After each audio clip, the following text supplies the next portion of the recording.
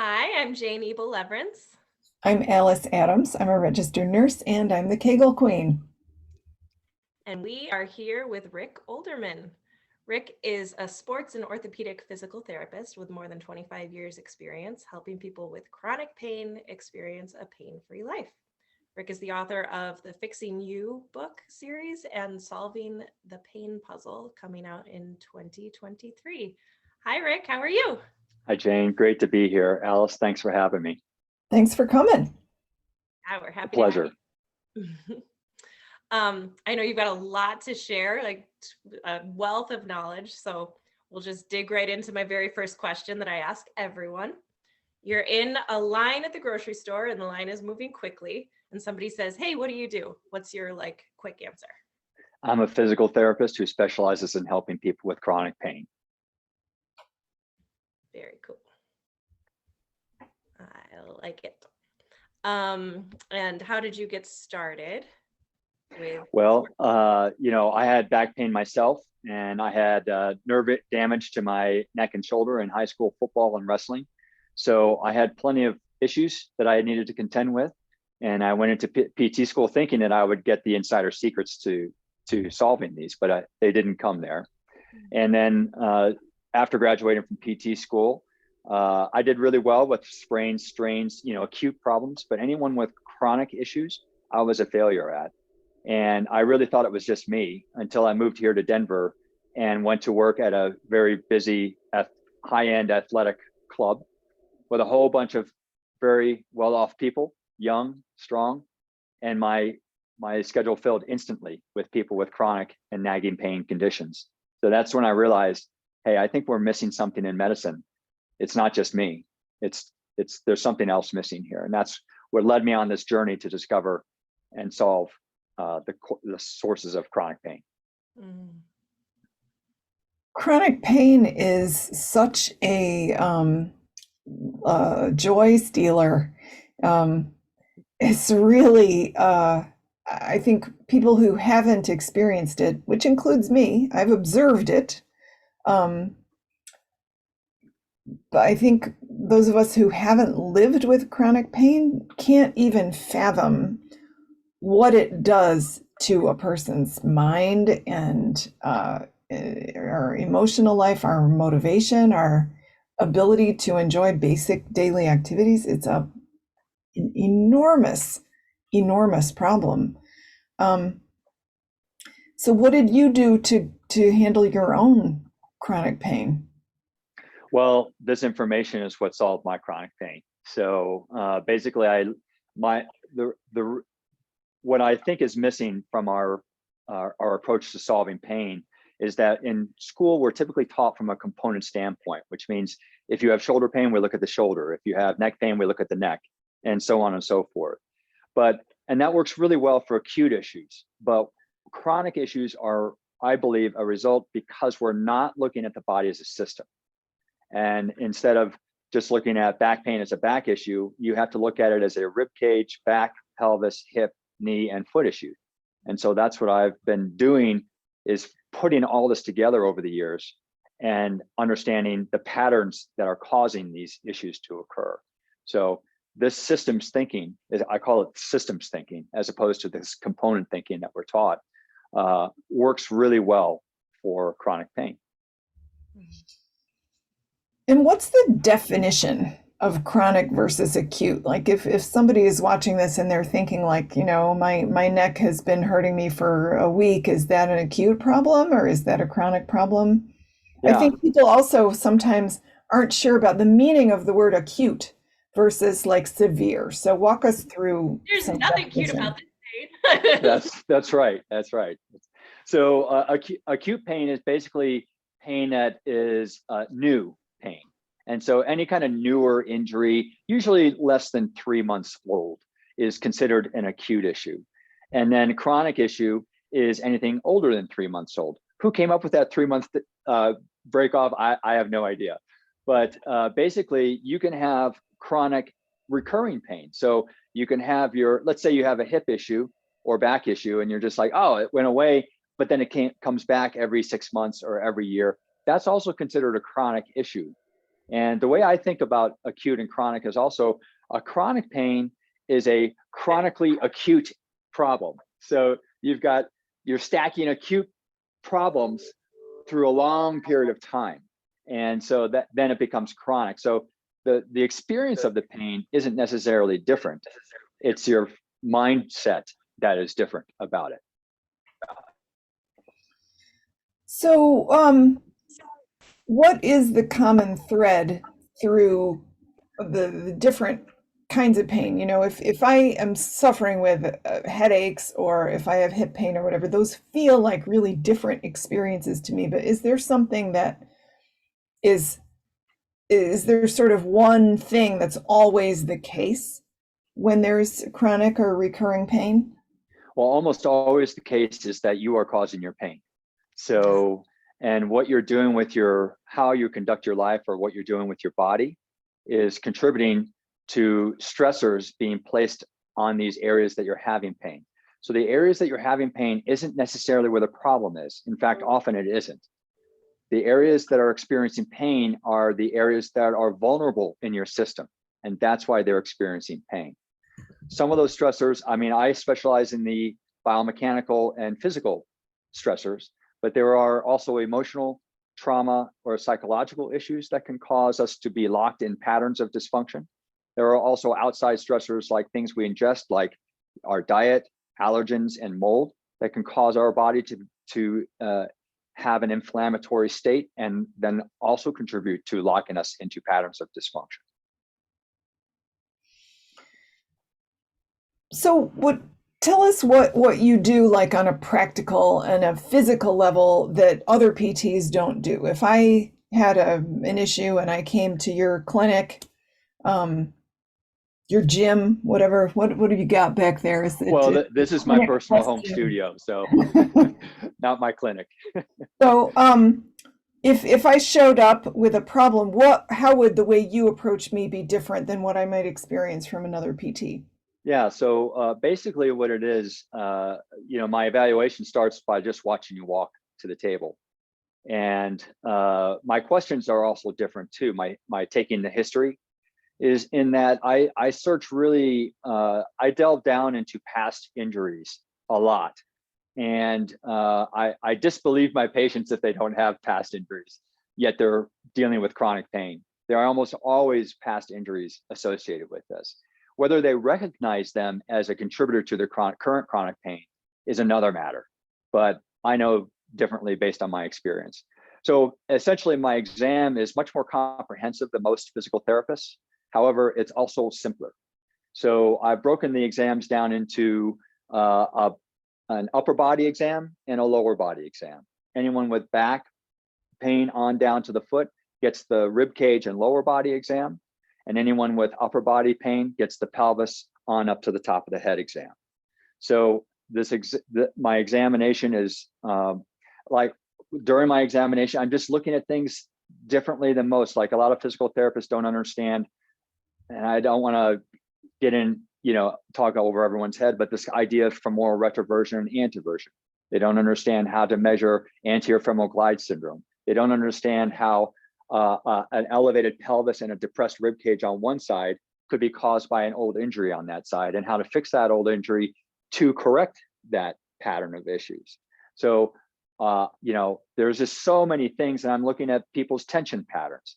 Do they have a lot of tension in their system? If they do, it alerts me to the possibility that they have possibly an emotional or anxiety-based contributor to this pain pattern. So there's all sorts of things I'm looking at. It's a simpler exam because I know how one thing can create a ripple effect in the body. So I've narrowed it down to these specific things that are the big key players in most people's chronic pain patterns. And then how do you help people undo those patterns? Yeah, so this gets to the heart of really what I've learned that's different than most PTs, in that so my whole approach is not just something that I've come up with out of my head. So Dr. Shirley Sahrmann is a PT PhD out of Washington University in St. Louis. She's been teaching the biomechanics of movement impairment syndromes for decades. And so I studied with her. I learned a lot. It was amazing. Pause 1 second. So movement impairment syndromes. So what is that in English? Basically, it means that how we're moving is causing pain, essentially. So what she's done is she's gone into the biomechanics of how movement is creating certain conditions in the body. All right. So I studied her. I got a lot of people better. But then as it goes in medicine, when you start getting people better, the next tier of patients starts knocking on your door. And so then my next tier of patients knocked on my door, and that caused me to search further than her information. And that's when I learned about fascial superhighways running through our body by Thomas Myers in his book, Anatomy Trains. That helped me look broader in terms of where I was looking for sources of pain. And then that next tier of patient came knocking on my door again. And these people were people who seemed to be locked into these patterns of dysfunction that both Dr. Saarman and Thomas Myers identified in their research. And so that led me to Thomas Hanna's work with Hanna Somatics, who focuses on neurological patterns of dysfunction that are created in our bodies. So the interesting thing, though, Alice, about this is that Thomas Hanna, Dr. Shirley Saarman, and Thomas Myers all identified the same 3 patterns of dysfunction causing almost all back pain. They were unknown to each other, and they all happened at different periods of time, but they all came to the same 3 conclusions. So there are 3 sort of, I mean, this is a ridiculous example, but like, let's say, most people tend to hold their head to the side like that. Like they identified 3 kind of physical things that most people are doing if they have chronic pain. Overall patterns of dysfunction that are occurring in the body. So they look at them differently. They solve them differently. So I took pieces from all of them and I put it all together into my exam and my treatment paradigm. And what I felt they were all missing was linking, what are we doing that's actually creating these patterns of dysfunction in the body? And that's what I've been figuring out for the past 20 years or so. Not only that the patterns exist, but what are we doing that's causing these patterns to exist? And you mean, what are we doing but mechanically? Yeah, how we're using our body. Mm-hmm. Yeah. Does some of that have to do with chairs by any chance? Of course. Almost everyone I work with, we certainly work on ergonomics, because how you're sitting and using your desk has a lot to do with your pain. But I found that anyone in my clinic who had any kind of back, pelvic, hip, knee, or foot pain didn't get out of my clinic without me teaching them how to walk correctly. So, because that is a fundamental problem causing a lot of problems in our lower body system and back system. How to walk. Yes. I know one thing I talk to women about a lot in my program is the angle of the pelvis, that we're often taught to tuck the tailbone, but that's actually not a great move. Is that something you see a lot of people doing? Absolutely. Not tucking the tailbone. So what you're getting into is one of the primary patterns of issues that cause most back pain. And especially if women have had children, you're right, their pelvis is tilted forward unnaturally, or they've created too many forces that are pulling the pelvis forward. And this is what's causing their back or sciatic pain. So what we do, we recognize what those, that's what I figured out is where these forces are coming from. And so we solve those tight or weak muscles or whatever, we solve the habits that's causing those tight or weak muscles, and then that back pain goes away. Go ahead, Jane. It's interesting because I'm not sure if I'm exactly following, but it sounds like one of you is talking about a pelvic, like an anterior pelvic lead tilt versus, and the other one is talking about a posterior pelvic tilt. Yeah. So I've heard like varying things from both, like all across the board, like better in this position, it's better in this position. Can we talk about that? This is tucking the tailbone, by the way. This is what I meant by tucking the tailbone, and then this would be anterior pelvic tilt. Rick's probably got a whole skeleton there. I do have a whole skeleton. My one part. Yeah. So what Alice is describing is a lot of people have this problem where the pelvis is tilted forward, and so what they're doing is tucking it back to try to solve that problem. Well, that's an unnatural solution to the problem, because if you get distracted you lose that tail tuck, and you're assuming that all the problem is coming from the pelvic position, when in actuality, it's often the forces that are pulling the pelvis into that position. So the pelvis may not actually be tilted forward.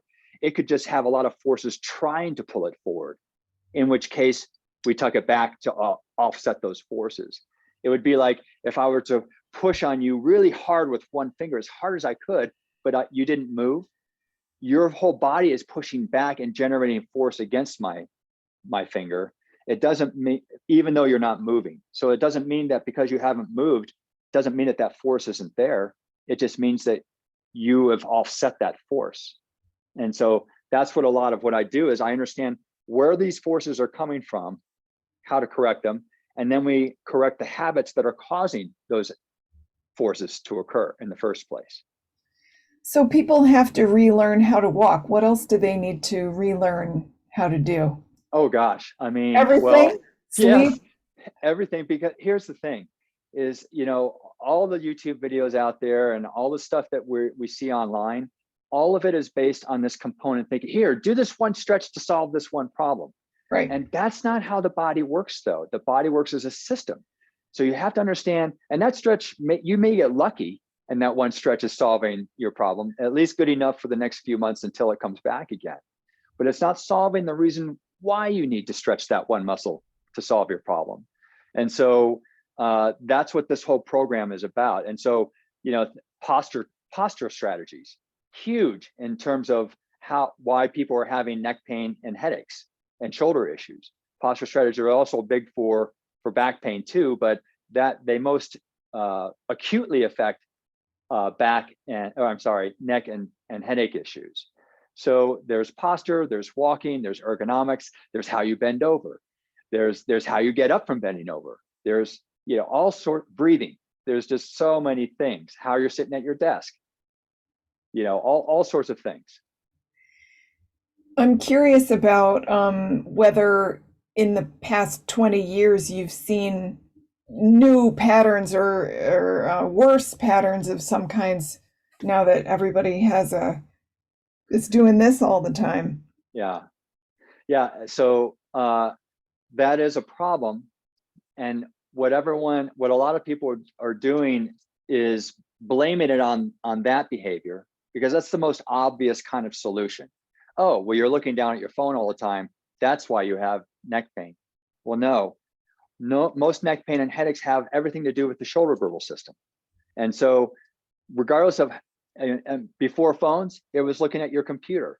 And before the computer, it was reading too much, So there's always going to be something that you can blame this on. And that's because we don't really understand the source of the problem.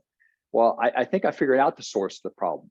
And it works very well and very consistently, especially with neck pain and headaches.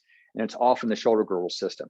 We can go deep dive in that if you want to, or move on to whatever else you want to talk about.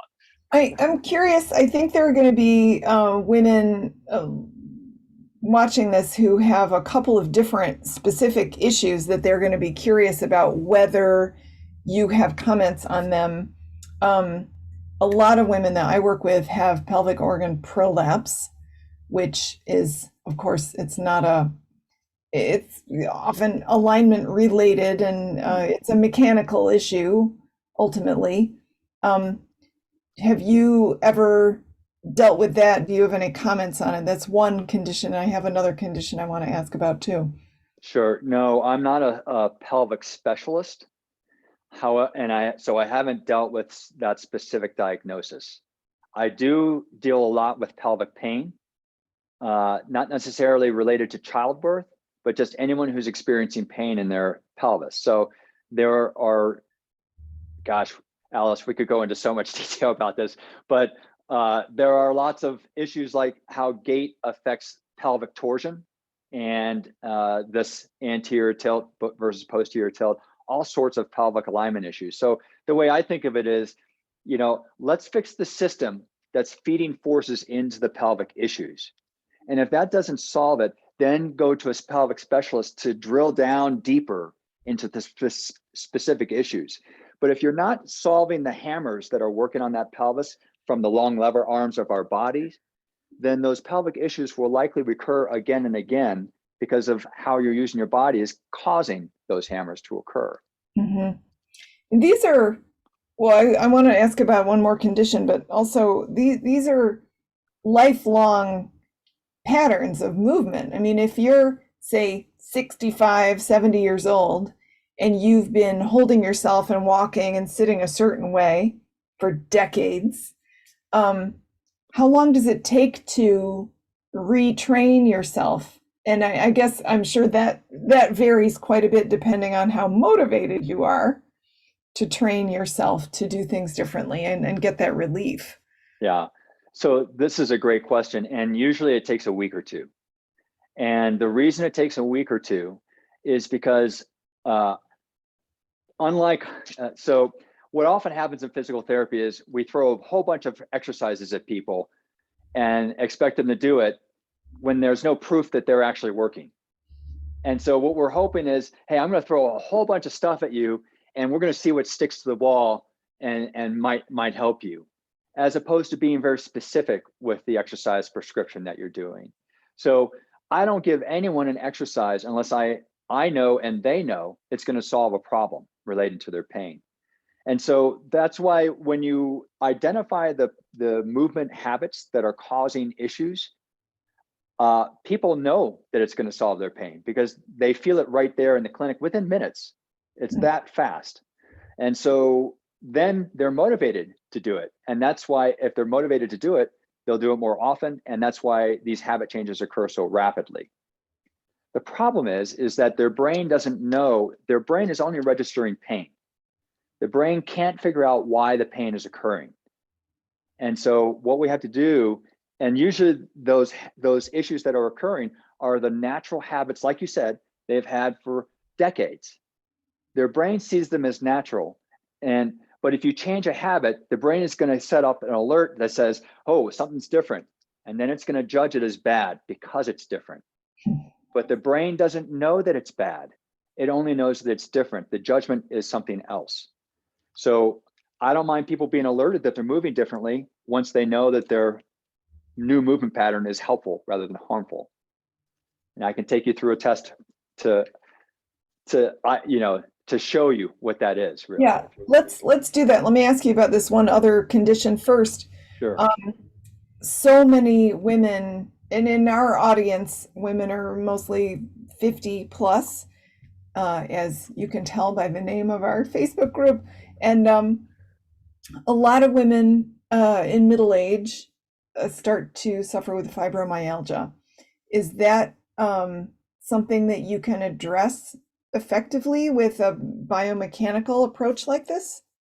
Well, fibromyalgia is one of those systems problems, I believe. It's not only a musculoskeletal system problem, it's a nervous system problem or an endocrine system problem or some other, there are multiple systems involved with that. Yeah. So what my program can do is remove the mechanical stressors that are contributing to that pain, because that's identified by all of these trigger points throughout the body, right? Well, the trigger points are occurring because of mechanical stressors. So if we can remove those mechanical stressors and strip those away from the equation, then we're left with whatever other systems are involved with this. Mm-hmm. Cool. Okay, let's hear about your test. What is this? Okay. Test? Well, I have two. So one is for back pain. And most women, especially if they've had children, will wrestle with back pain at some point in their lives. So that might be the best one to go over first. How does that sound? Let's do it. Even though, Alice, you don't have back pain or Fortunately, I don't. Yeah. I have, and I will just say, I like to say this to every audience, however large or small that I'm ever in front of. I had awful ongoing back and hip issues my whole adult life until I started doing strength training in my 40s. And now I might have an occasional, whatever, but strength training. This is my ad for strength training. It is the it's changed everything for me. And it's If you were talking to 20-year-old me or 11-year-old me or 30-year-old me, we would be talking about my back pain. Yeah. Well, we can get into the strength training after this example if you want to show Sure. specifically how to correct some things. But anyway, here's the quick and easy test. So I mentioned earlier that there are 3 patterns of dysfunction that cause almost all back pain. We're going to identify one of them right now. So what I'm going to ask you to do is lie down on your back on the floor with your legs straight. And you can do this on a couch or a bed if it's too difficult to get on the floor. But typically a firmer surface gives you more feedback into your body rather than a softer Should I surface. do But this right now? You can't if you see want to, me. yeah, you don't have to watch me. You I'm could just just, going to leave camera and do it right now. yeah, go for it. So we're going to lie on your back with your legs straight, your knees are straight, and just rest there for a second. Now, if you want to, you can slide one of your hands underneath your low back and feel the degree of arching or the space that's between your low back and the floor, if you want to, with your hand. Either hand, it doesn't really matter. Okay. So now we've been here for about 30 seconds. And so what I'm going to ask everyone to do now is just bend your knees so your feet are flat on the floor. Okay. And you're going to compare the comfort of your back when your legs are straight versus when your knees are bent. And if you don't feel a difference in the comfort of your back, then hug your knees to your chest and hold them there. And you can hold those with your hands if you want to, and see if that feels better for your back or not. So what we're comparing is basically the leg straight version of this to the knees bent, whether the knees are bent with feet on the floor or whether your knees are bent hugging your knees to your chest. So most people, even you, Alice, who doesn't have back pain, but most people will probably say, oh, my back feels so much better with my knees bent. Would you concur on that, Alice? Oh, people definitely say that. Yeah. Yes. Okay.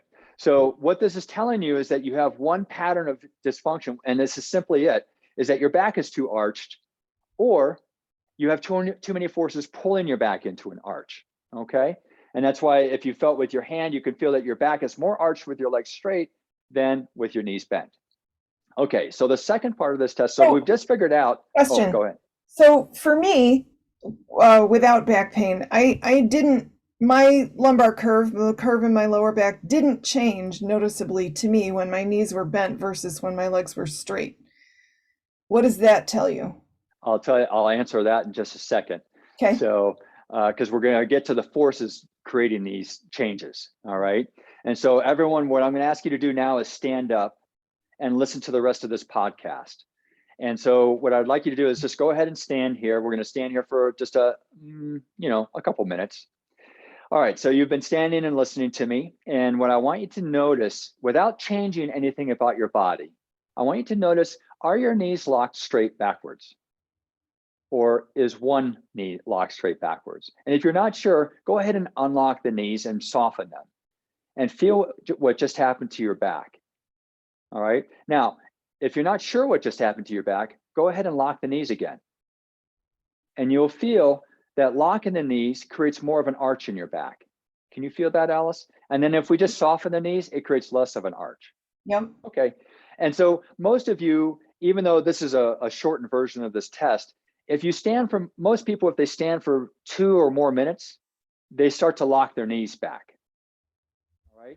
And also people who deal with a lot of stress or have anxiety issues also lock their knees back. So you can have a seat now because we figured out.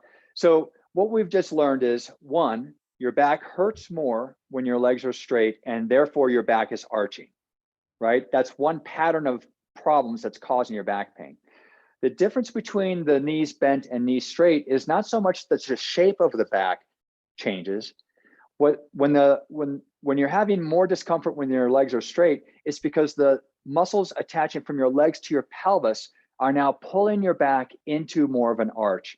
Even if the shape of that arch doesn't change, you have more forces when your legs are straight pulling on that pelvis than when your knees are bent. We've removed those forces. It's easy to blame it on the flattening or the arching of your back, but really it's the forces coming from the legs acting on the pelvis that's changing this whole equation for you. And now the second part of this test, we just found out that when you stand for any longer than a minute or two, your knees tend to lock backwards. Well, what happens, you just found, is that when your knees lock backward, your your back tends to arch more. Well, we just found out that arching your back more on the floor hurts your back more. So if we just simply soften the knees when we're standing or walking instead of locking them, that will remove significant hammers from your back, because you're no longer creating the pattern that's causing your pain in the first place. And that's what I mean by connecting things that we're doing during the day to these patterns of dysfunction that these researchers have identified. Does that make sense? Yeah, it makes total sense. And I was really happy to hear you say that it only takes a couple of weeks. Yeah. Because from my orientation, not as the Kegel Queen, but as a nurse and as someone who is kind of obsessed with food and nutrition, it takes longer often to make change. You dig yourself in over a period of years or decades into a health situation. Mostly it takes a while to resolve those things. So it's super cool that you can start to see changes that quickly. Yeah, well, it's the changes that you feel. And this is why I always tell people, don't believe what I'm saying. If you feel it is the truth in your body, then why wouldn't you make these changes if you know that they're connected to your pain? And that's why people can change it so quickly, because again, we prove to them that what we're doing is changing their pain. And you won't believe, that's a huge motivator. When people see that instantaneous change, just unlocking the knees versus locking, change, Right. They get it, right? And so they're willing to do it. And then they're willing to do whatever the other things are that you're going to recommend Exactly. to them. Don't worry, no crazy things. It's just mechanical things like what we just did here. Oh, that's cool. Simple.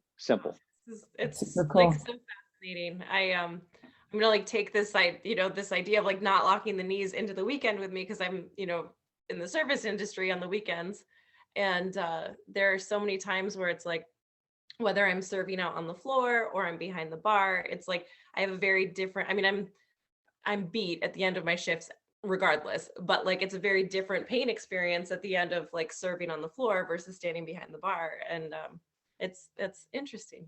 Yeah. So you've seen at like checkout counters at grocery stores, a lot of people will put their foot up on a box or a ledge or something.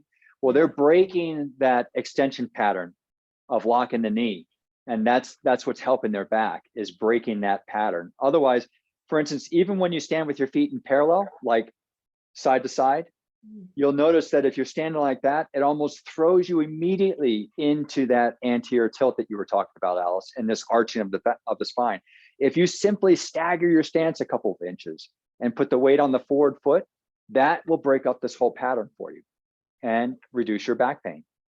Simple solutions like this.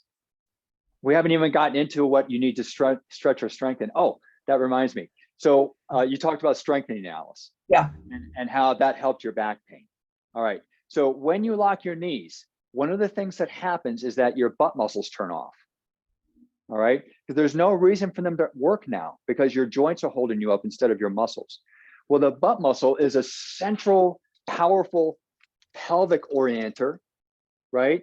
So it orients the pelvis and stabilizes it, but it also improves the tracking of your thigh bone in the hip socket.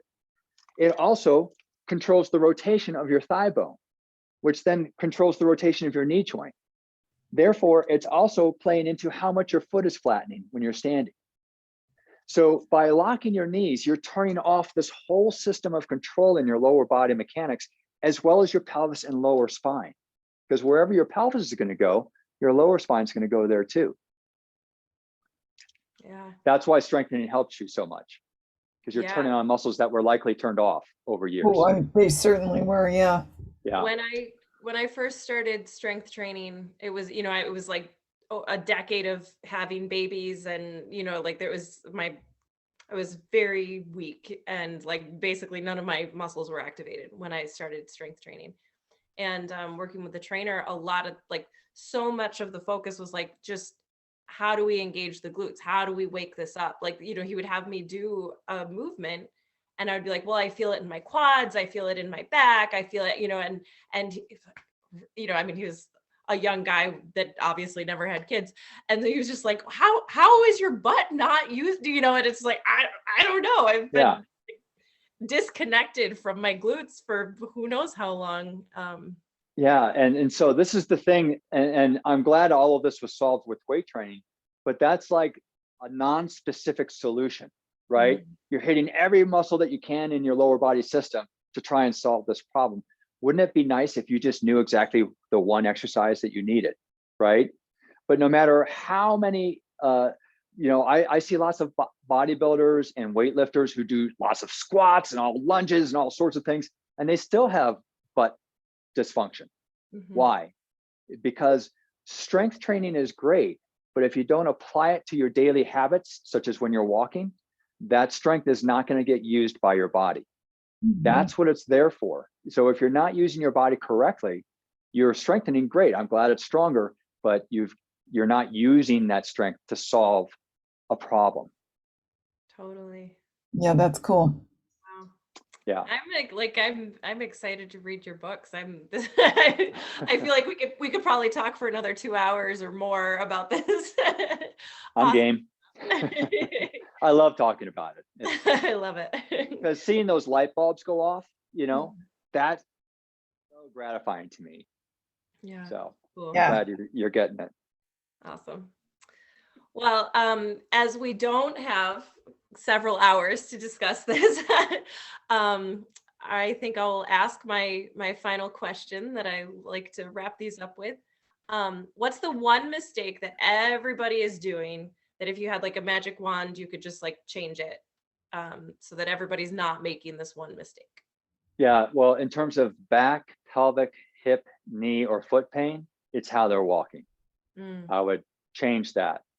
If you're having neck pain, headaches, or chronic shoulder issues, I would change your posture strategy.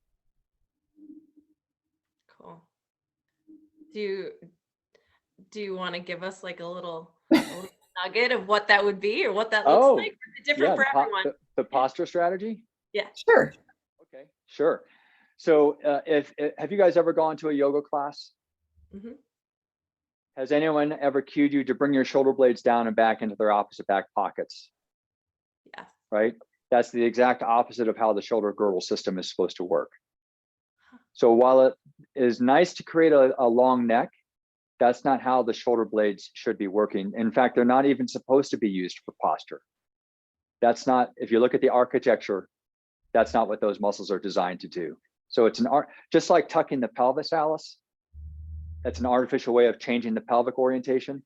Squeezing the shoulder blades back to create good posture is an artificial way of creating good posture. And I can show you a better way if you want. It'll take maybe a minute. Yeah, let's do it.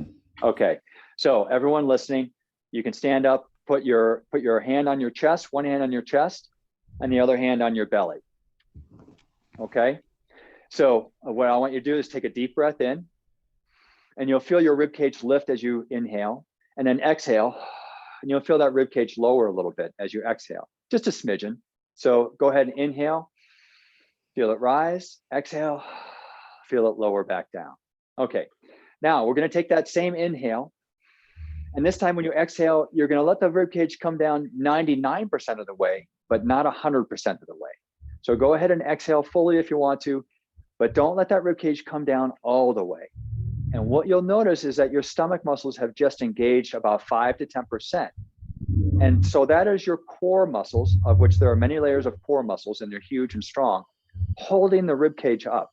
That is what they are designed to do. All right. This is proper core activation and posture training. Now, the second part of this, the whole reason we're doing this is because I said you're not supposed to use your shoulder blades. So what we're going to do is now bring your arms down by your sides, wiggle your shoulders around to get them out of that postural equation. Now, what you've just noticed, though, is that when you relaxed your shoulders, you lost that rib cage holding and your stomach. And that's because you've tied your posture training, holding the rib cage up, to squeezing the shoulder blades back. But it's not their job. It's your core's job to hold up your posture. So what you've got to do is learn how to hold posture up, right? The core will activate naturally. You don't have to contract the core. We just found out that if you just stop the rib cage from going down all the way, The core is going to turn on all by itself. You don't have to get them to contract. And then the second part of that is relaxing the shoulders and getting those out of the equations. Your arms should just be two loose ropes dangling at your sides. And you should feel a 5% engagement of your core to hold up the rib cage, just like an eighth of an inch or a millimeter higher than normal. And that's all that you need to get the core activated. Wow. Simple. Cool. That's cool. Yeah. Simple and takes practice. Takes Yeah. practice. But again, once you find out when, like for instance, if you had neck pain or headaches and I showed you that your shoulder blades were causing that, and then I tied it to your posture, you better believe that you'd get that posture really quickly, right? Oh, And that's yeah. usually, I do have a fair amount of chronic pain, and like right away, as soon as I like worked through that, even when you initially said to shake out the shoulders, it was like pop, pop, pop, pop. Then I was like, oh, So right.